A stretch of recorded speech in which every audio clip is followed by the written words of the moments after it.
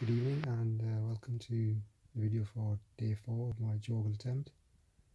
Ran this morning, well ran today even, sorry, from Dingwall to Foyers. So Foyers is right next to the Loch Ness.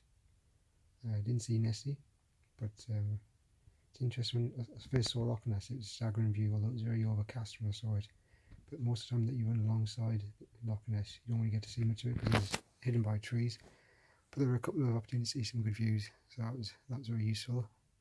You've got to tell I'm in bed at the minute, even though it's before 9 o'clock, absolutely shattered. Didn't get a good night's sleep last night in Dingwall, so I'm hoping tonight, 9:30, I'll be spark out.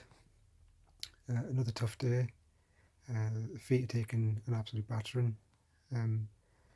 Just the blister on the right foot. My left foot, where my big toes, looks a bit swollen up, but when I'm running, it's not an issue at all. So again, tomorrow just persevere, 36 odd miles to Gairloch. And then hopefully on Saturday morning I'll do some parkrun tourism at Fort William. Today was positive, very uphill for the first 2 to 3 miles, and then a lovely gentleman drove up next to us on a country lane and just asked me if I was one of these nutters basically who's going from one end of the country to the other. And yes I am. And he saw the Middle Lunga Saver Society emblem on the front of my shirt. So with a turban, recognise with a Sikh, and said, "So Lungi, that's your concept, free kitchen, isn't it?"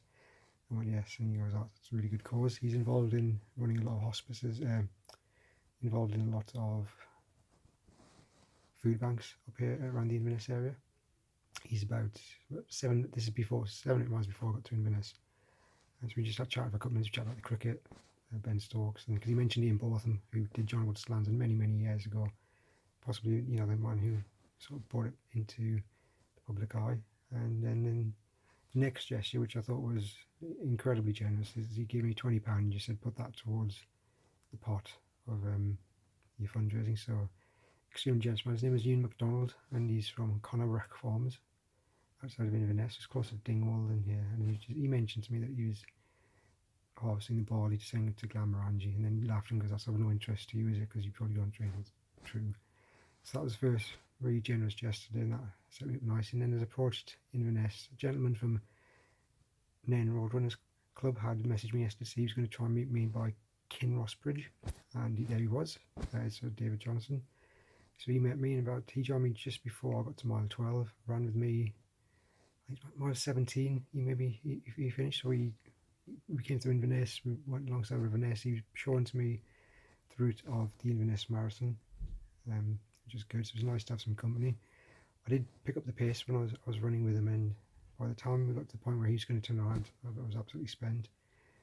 That increase in pace, even though it was a pace I should not be comfortable with, really took it out. It was nice to have that company up until 17, 18 miles. That got me to halfway, but after that it was another one of those drags along the national cycle, which was like a single lane country lane at times.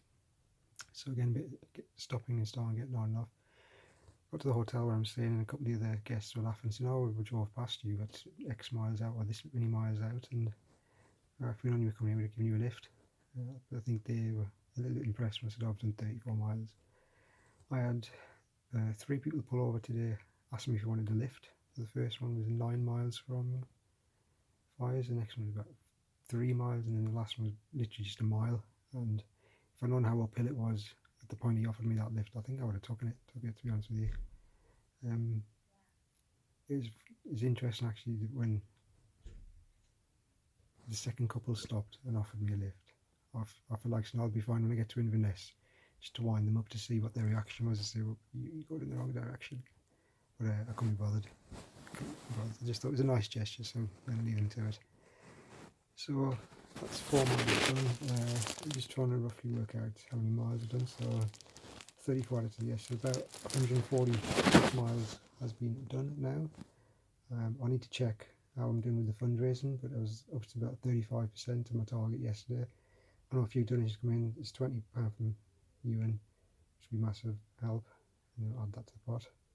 So tomorrow it's on to Gairloch. I think there's going to be a couple of tough climbs. It's very mountainous around here, but generally I should be okay. I'm going to give myself a little bit longer just to get there because I'm feeling it a bit. So I'm just going to do that. And then the advantage on Saturdays, I've got to run to parkrun, which is about 4 or 5 miles. So I believe park run up here starts at 9:30, which gives me a bit of a breathing space. Do park run and then carry on to Ardlui.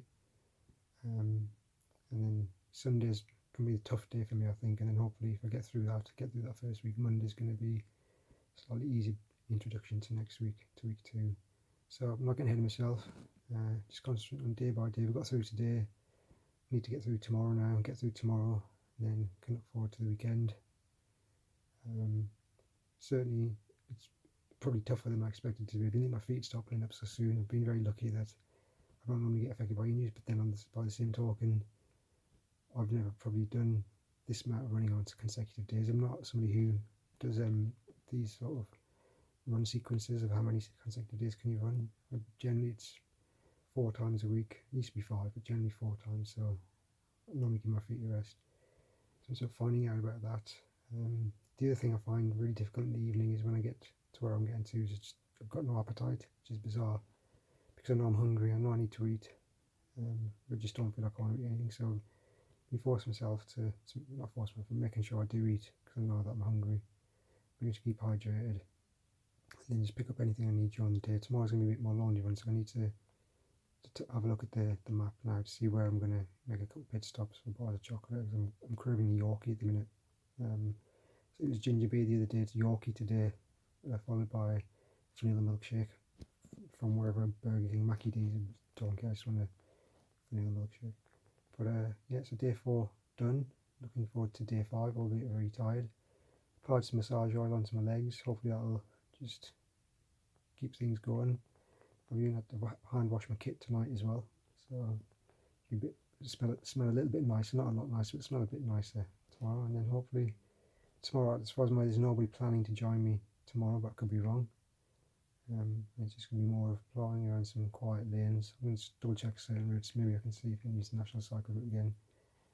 But yeah, tough long day tomorrow again, but that's what you get when you divide the John O'Groats route, which is against the normal and is over 1,000 miles long. So thanks for your support, guys. Please do sponsor me if you can. It's all going to a worthy cause in Midland London Solar Society. Thank you.